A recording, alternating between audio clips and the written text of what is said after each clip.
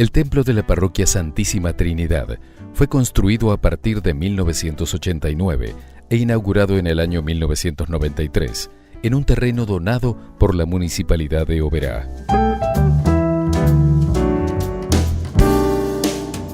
Las cúpulas evocan el estilo arquitectónico ruso. La planta sigue la forma de cruz griega, con un espacio central y 4 brazos iguales.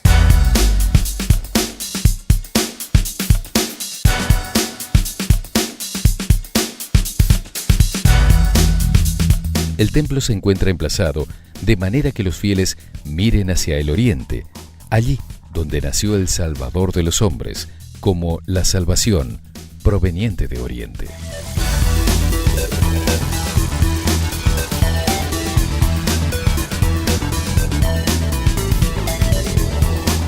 Jesucristo fue crucificado entre 2 ladrones.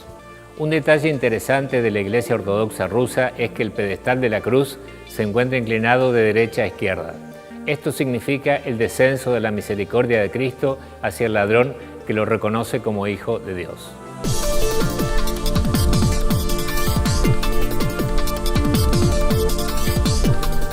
El templo consta de un iconostario, uno de los elementos característicos de la Iglesia rusa. El iconostario es un muro divisorio entre el santuario, donde se encuentra el altar, ámbito destinado al Santísimo y a los celebrantes, y la nave del templo, donde se encuentran los fieles. Sobre la superficie de este muro están colocados los íconos de los santos, de Jesucristo y de la Madre de Dios.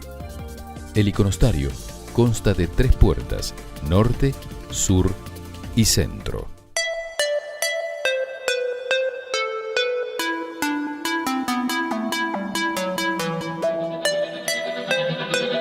Las cúpulas son un elemento distintivo de la arquitectura rusa.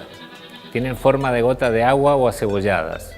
Las más emblemáticas se encuentran en el Kremlin, en la Plaza Roja de Moscú. La luz que irradia al interior del templo por las cúpulas significa la presencia divina.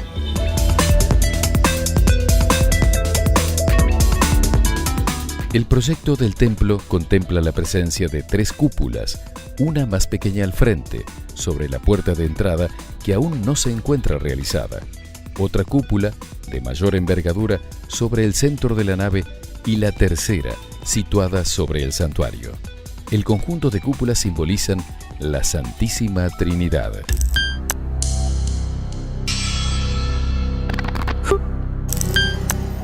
La iglesia se ubica en medio de un gran espacio verde. El plano principal del templo fue elevado y se aprovecharon los desniveles naturales del terreno para ubicar en la parte inferior otras dependencias del conjunto.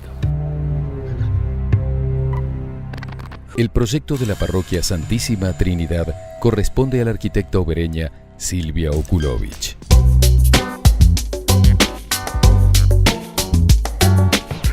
Silvia, vos cuando te enfrentaste con el proyecto de esta iglesia te encontraste con un inconveniente. Tenías que adaptar las características de la arquitectura rusa a Oberá, nada menos.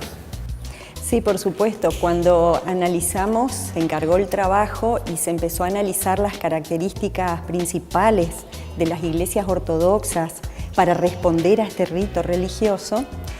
Sacamos las características principales, que era tener una nave, el santuario, el iconostasio, que es lo que divide a la nave del santuario, pero a partir de ahí empezó la necesidad de construirla en Oberá, con un clima totalmente distinto, con materiales de construcción disponibles totalmente distintos.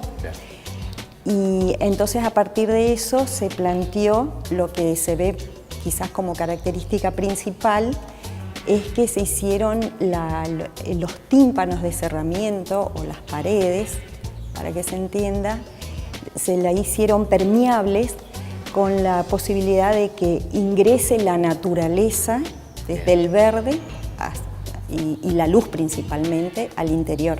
Claro, de ahí que se presenta el vidrio, cosa que en Rusia es totalmente inadmisible por el clima. Totalmente, es un clima opuesto, pero deberíamos generar también el mismo clima interior religioso.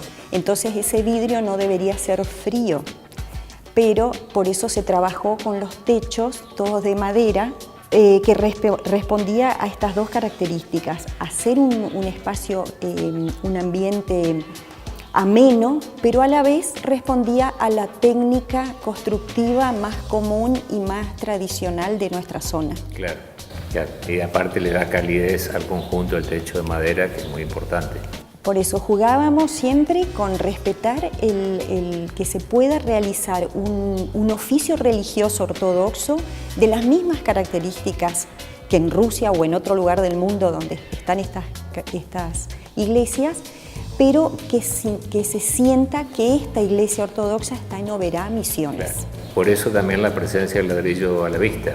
Totalmente. La idea fue trabajar con el ladrillo a la vista, que también es una técnica nuestra, claro, con un material nuestro, y siempre jugamos con el mantenimiento de las construcciones.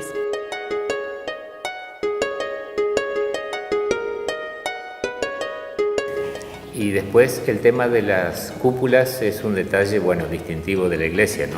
Y las cúpulas que son distintivas, por ahí se soñaba con hacer una gran cúpula, como las iglesias ortodoxas, pero bueno, en esta construcción, que se ve como una arquitectura más liviana, más etérea, no tan sólida y pesada, claro, también quisimos que esa cúpula que se eleva sea, por eso es toda metálica, sea también liviana y etérea, y que sea distintivo, pero que no sea lo más importante del espacio arquitectónico. Claro, es un detalle que complementa la concepción del templo.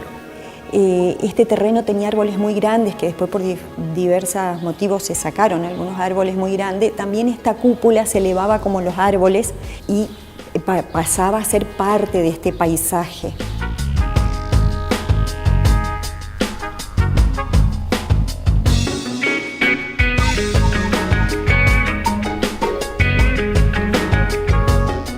Los desniveles del terreno fueron aprovechados, tengo entendido. Sí, porque nosotros elevamos un poco la nave principal. Después tiene en el interior el santuario siempre está más elevado también. 3 escalones. Sí. Que es la Santísima Trinidad. Que es la Santísima Trinidad. Y después entonces aprovechamos por el desnivel, que se bajan por rampas, un recorrido, lo que en principio iba a ser la zona de abajo, que es el ZUM, era en su momento un área de donde se iba a dar catequesis y un área de usos múltiples. Claro. Y con respecto a las cúpulas, Pablo, esta iglesia tiene una cúpula, pero en su proyecto original tenían 3 cúpulas, una muy pequeña al inicio, en el ingreso, y otra sobre el santuario.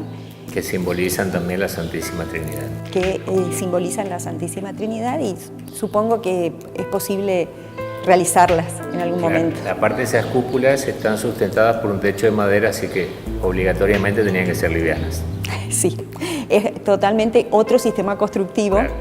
El que adoptamos, que eso también fue un desafío, porque bueno, fue un desafío porque quizás construirla en forma tradicional hubiese sido más...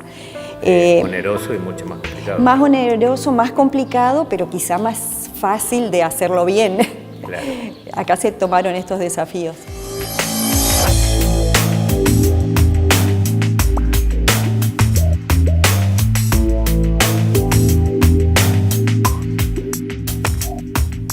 Hasta aquí llegamos en esta edición. Los esperamos sin falta el próximo viernes a las 22:30 para compartir un nuevo capítulo de Código Arquitectura. Buenas noches y gracias por acompañarnos.